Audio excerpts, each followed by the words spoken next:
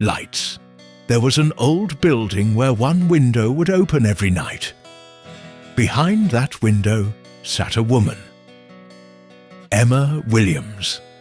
Around 40 years old, composed, elegant, with eyes that carried a silence deeper than most words could express.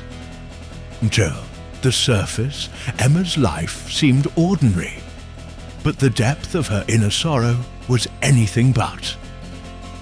Emma had always imagined a life filled with dreams. She was alone from a young age, but solitude never scared her. She loved reading, writing, and having conversations with herself. Even at university, books were her closest companions. But everything changed the day Alexander walked into her life. He was the kind of man who understood the delicacy of words, the language of silence, and could read the quiet longing in Emma's eyes. Their bond grew like a fragrance that lingered in the air. Emma and Alexander would meet in libraries, take long walks and share dreams about life. Emma started to feel like she wasn't alone anymore. Alexander's presence brought a new shade to her once grey life. They became part of each other's dreams, but time is rarely kind. One day, Alexander received a job offer from a major firm, but it was overseas. With a heavy heart, Emma let him go, wrapping herself in promises and memories. Every evening, she would sit by her window at the same time, as if waiting for Alexander's return. Each passing day brought a glimmer of hope that faded into the mist of despair. Then came the letter that changed her world. Alexander wrote that he had married someone else. Each word cut deeper than a blade.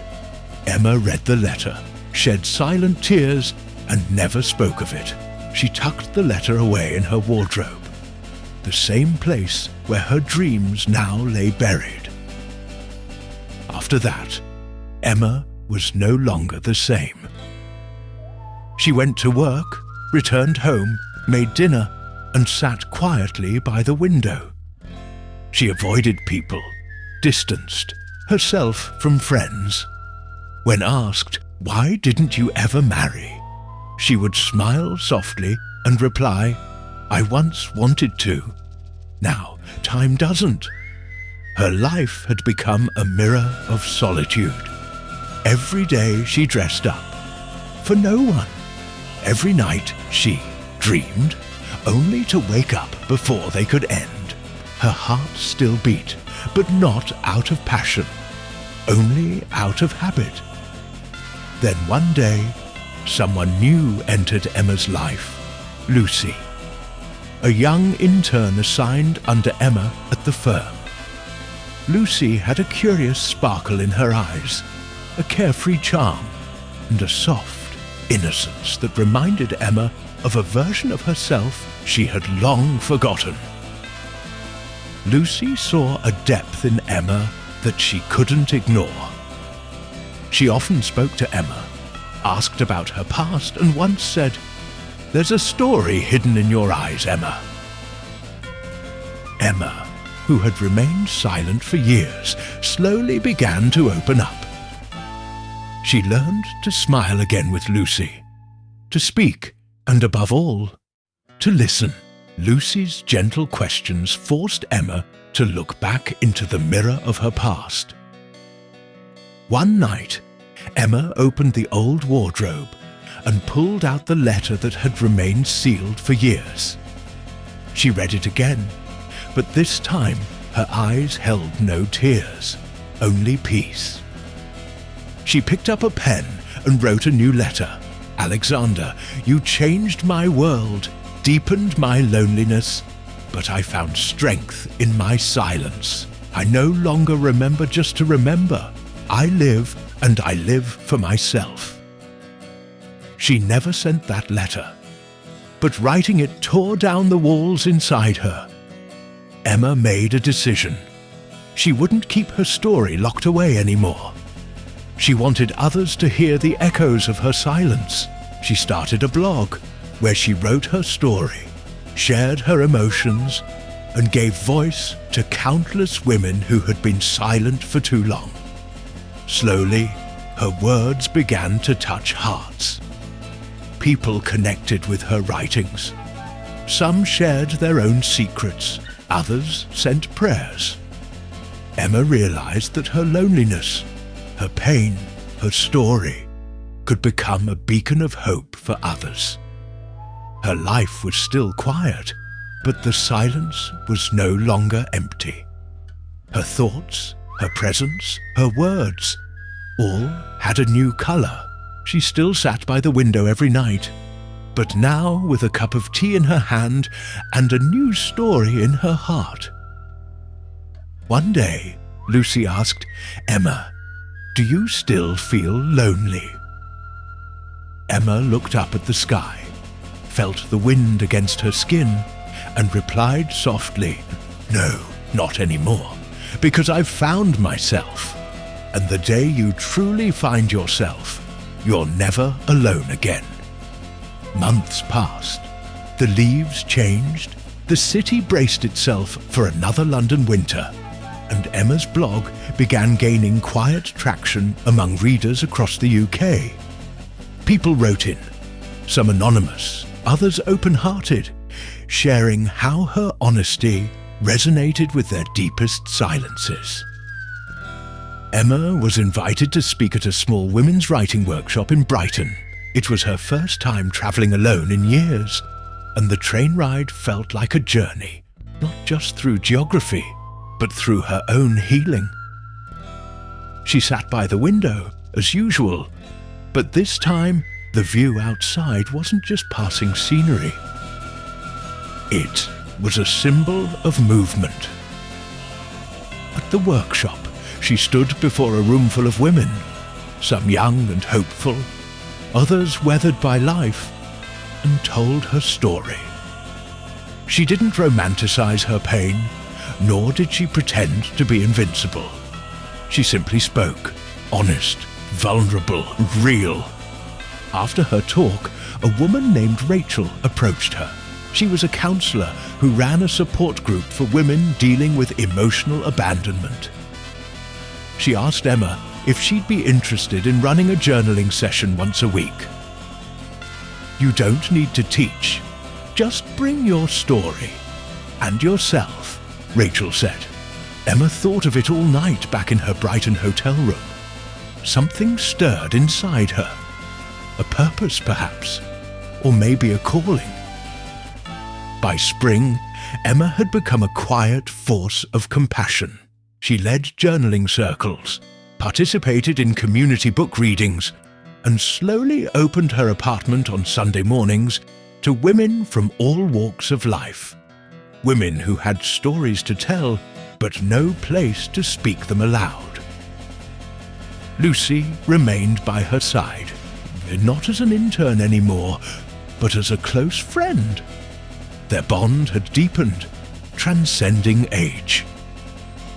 Lucy often joked, "You're like the older sister I never had, except wiser and far better at tea." One Sunday, during their usual gathering, a new woman arrived, Claire.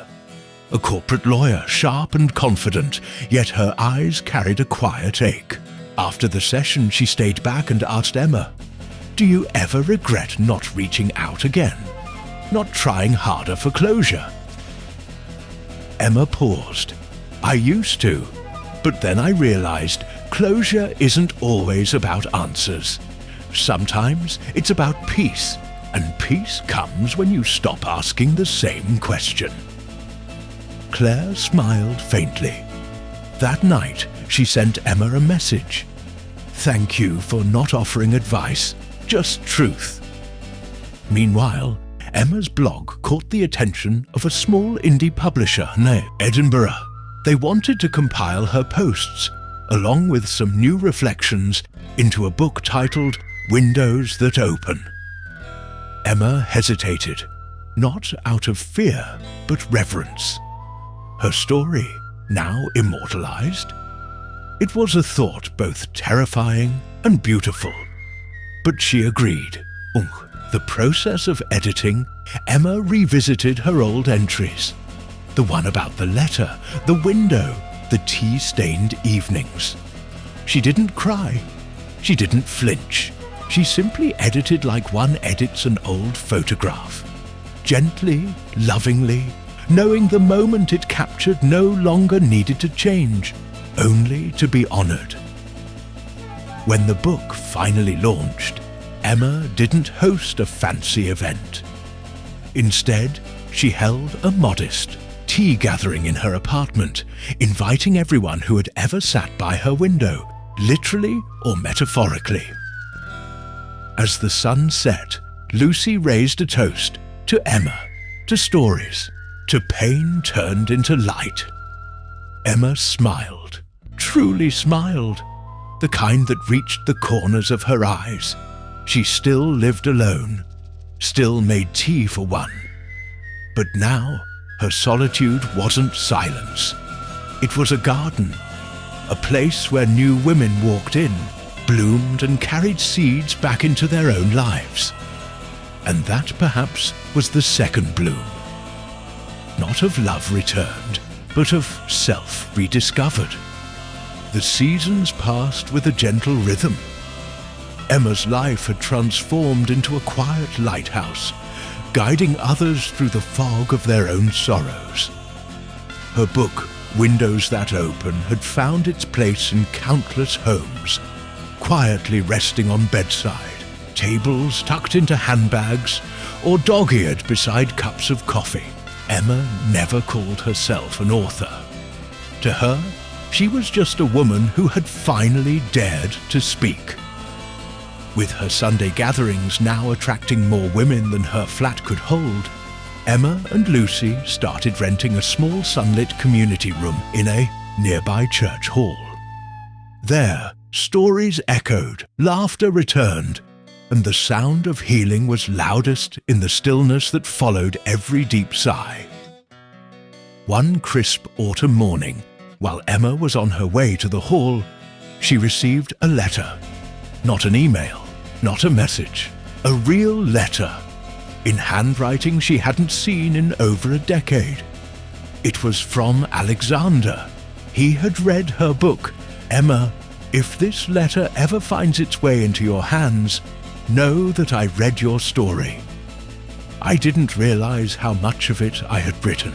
In silence, I don't seek forgiveness. I don't even know if I deserve your acknowledgement. But I needed you to know.